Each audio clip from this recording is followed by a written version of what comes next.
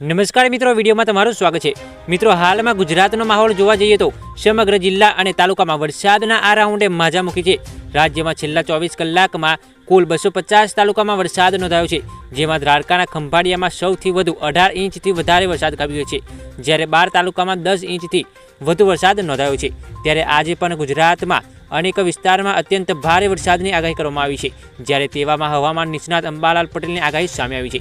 અંબાલાલ પટેલની આગાહી પ્રમાણે મેઘરાજા 48 કલાક ગુજરાતમાં ધમરોડશે। સૌરાષ્ટ્ર કચ્છમાં અતિ ભારે વરસાદ થશે। રાજ્ય પરથી પસાર થઈ રહેલા મજબૂત સિસ્ટમના કારણે ભારે વરસાદ પડી રહ્યો છે। હજુ પણ દરિયા કિનારે 80 કિલોમીટરની ઝડપે પવન ફૂંકાશે। હજુ પશ્ચિમ સૌરાષ્ટ્રમાં 1-2 દિવસ વરસાદ રહેવાની સંભાવના છે, જેમાં દ્વારકા, પોરબંદર, જામનગરના ભાગોમાં હજુ પણ વરસાદ રહેશે। હાલમાં જે વરસાદ પડી રહ્યો છે એ સિસ્ટમ વિશે આગાહી કરતા અંબાલાલે વાત કરી છે કે સિસ્ટમ ધીમે ધીમે સરકી કચ્છ થઈ અરબ સાગરમાં થઈ પાકિસ્તાન જશે। હમણાં લો પ્રેશરની સ્થિતિ રાજસ્થાનના ઉપલા ભાગોમાં છે।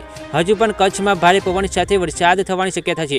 કચ્છમાં કોઈ ભાગોમાં 8 ઇંચથી 10 ઇંચ વરસાદ ખાબકી શકે છે। ગાંધીધામ, મુદ્રા, કડલા આ ભાગોમાં વરસાદ થવાની શક્યતા વધારે છે। પશ્ચિમ સૌરાષ્ટ્રના ભાગોમાં અને કચ્છના ભાગોમાં અતિ ભારે વરસાદની આગાહી છે।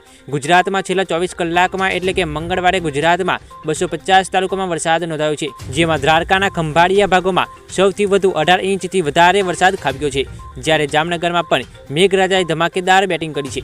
તો મિત્રો, આ હતા આજના મહત્વના સમાચાર। મિત્રો, આજનો વિડીયો તમને થોડો પણ પસંદ આવ્યો હોય તો વિડીયોને એક લાઇક કરીને દેજો અને ચેનલને સબસ્ક્રાઇબ તો અવશ્ય કરી દેજો, જેથી તમને આવી જ રોજબરોજની ખબરો મળતી રહે। ધન્યવાદ।